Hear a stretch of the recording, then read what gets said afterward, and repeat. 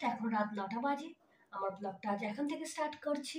তো আমি এখন কিচেনে এসেছি রাতের খাবার রান্না করার জন্যে। তো চলো আজকে কী রান্না করি তোমাদের দেখাই। তো এখানে আমি দুধ জাল দিতে বসিয়ে দিয়েছি। আর এখানে দেখো আটা মাখা আছে, 4টেই রুটি হবে, আমাদের দুজনের দুটো দুটো করে। আর এইদিকে হচ্ছে কড়াই বসিয়েছি, করবো সিমুই। তো চলো কড়াটা গরম হয়ে এসছে, এবার এর মধ্যে ঘি দিয়ে দিই। তো এখানে ঘি গরম হয়ে গেছে, আমি এর মধ্যে সিমুইটা দিয়ে দিচ্ছি ভাজার জন্য। আর এই রুটির সাথে আলু ভাজা আর সিমুই, বড় মশাই খাবে আলু ভাজা দিয়ে, আর একটু হয়তো সিমুই খেতে পারে, আর আমি খাবো সিমুই দিয়ে। তো চলো সিমুইটা ঝটপট করে নিই। তো এখানে আমার সিমুইটা হয়ে গেছে। আর আজকে সিমুইটা দেখো একটু বেশি লাল লাল হয়ে গেছে। তো দেখো এখানে চিনি ড্রাই ফ্রুট সব দেওয়া হয়ে গেছে। একটু পাতলাই রাখবো, কারণ আমার বড় মশাই এরকম পাতলা পাতলা সিমুই খেতে খুব পছন্দ করে। তাহলে চলো এবার এই 4টে রুটি করে নিই। তো ডিনার রেডি, চলো এবার বড় মশাইকে খেতে দিয়ে দিই, তারপরে এসে কিচেনটা ক্লিন করব। এই যে একজন রেডি হয়ে গেছে, তো খাওয়া দাওয়া কমপ্লিট হয়ে গেছে, বিধান রেডিও হয়ে গেছে, এবার ওর গন্তব্যে যাবে। তো চলো ও বেরিয়ে যাক, তারপর তোমাদের সাথে আবার কথা হচ্ছে। আর আমি আজকে বেলা 4টের সময় স্নান করেছি, ওই জন্য দুদিকে দুটো টিক্কি বেঁধে আছি, মিডলটা এখনো চুলটা শুকায়নি, তো ওই জন্য আছড়ানোও হয়নি। তো চলো দেখা হচ্ছে পরে, টাটা। তো বিধান বেরিয়ে গেল। বাইরে আজকের বীভৎস ঠান্ডা পড়েছে, ঘরটা তাও গরম আছে, বাট বাইরে এত ঠান্ডা, আমি তালা দিতে গিয়ে মানে কেঁপে গেছি। এছাড়া সারা রাত ডিউটি করবে, কি আর করা। চিনে যাবো, একটা কেক করব, তার আগে হচ্ছে একটু রুমটা গোছাবো। রুম গোছাবো বলতে এই দেখো এখানে জামা কাপড় ভর্তি, জামা কাপড়গুলো গুছিয়ে নিই, একটু হেয়ার কমও করে নিই, ইচ্ছে আছে দুটো চুল বাঁধার। তো চলো এই কাজগুলো করে নিই, তারপর কিচেনে যাব। জামা কাপড় গুছানো হয়ে গেছে, চুলও আছড়ানো হয়ে গেছে, ঘন্টাখানেক ঘুমিয়েও পড়েছিলাম। ফোন ঘাটতে ঘাটতে কখন যে ঘুমিয়ে পড়েছিলাম বুঝতে পারিনি। তো চলো এবার কিচেনে যাই, কটা বাসন আছে মাজবো। আজ বানানা চকো কেক করবো। তো এটা টি টাইম কেক, তোমাদের ভালো লাগলে তোমরাও বাড়িতে করে দেখতে পারো। তো চলো আমার সাথে। বাসন মাজা কমপ্লিট হয়ে গেছে,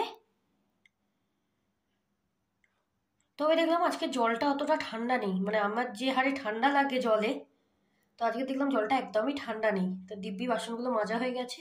তো চলো এবার কেকের প্রিপারেশন করি। তো প্রথমে শুকনো উপকরণগুলো নিয়ে নেবো। আমি এখানে 2 কাপ হচ্ছে ময়দা নিয়েছি। আমি এখানে দুটো কেক তৈরি করছি, আপনারা চাইলে 1 কাপ ময়দা নিতে পারেন, বা আমি যে উপকরণগুলো দিয়েছি সব উপকরণের অর্ধেক নিলে একটা কেক তৈরি করার মাপ হবে।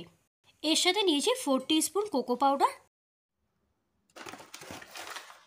বেকিং সোডা দিলাম 1 টিস্পুন, বেকিং পাউডারও 1 টিস্পুন, আর এর সাথে দিলাম 1/2 টিস্পুন এলাইচি পাউডার। আমি এর সাথে আরও দিয়েছি 10 টাকা দামের দুটো গুঁড়ো দুধের পুরো প্যাকেট, এর সাথে 2 পিঞ্চ সল্ট। এবার সব উপকরণগুলো ভালো করে চেলে নেব। তো আমার এখানে সমস্ত উপকরণগুলো চালা হয়ে গেছে।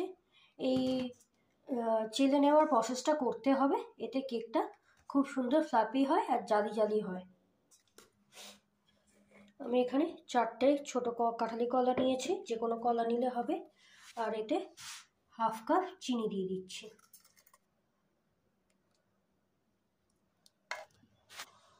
এখানে 1/2 কাপ আমি রিফাইন্ড অয়েল অ্যাড করলাম, আর এর সাথে দেবো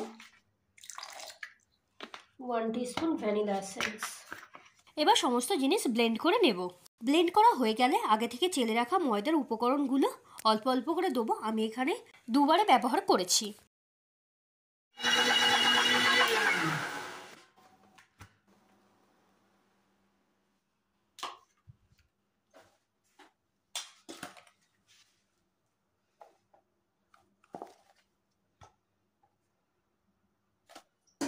এর সাথে আমি কিছুটা দুধ অ্যাড করলাম, 1/2 কাপের একটু কম।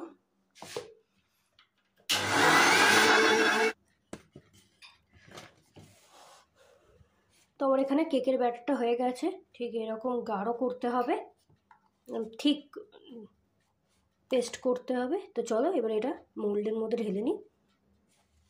আমি এখানে এরকম একটা মোল্ড নিয়েছি, তো এখানে একটা রিফাইন্ড অয়েল দিয়ে দিলাম।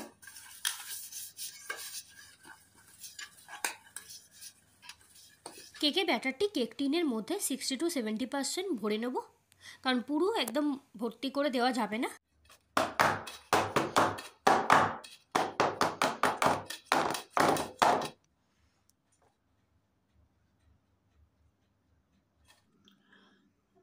কেকের ব্যাটারটা দুটো মোল্ডের মধ্যে দিয়ে দিয়েছি। তো চলো এবার এটা ওভেনে বেক করতে দিয়ে দিই।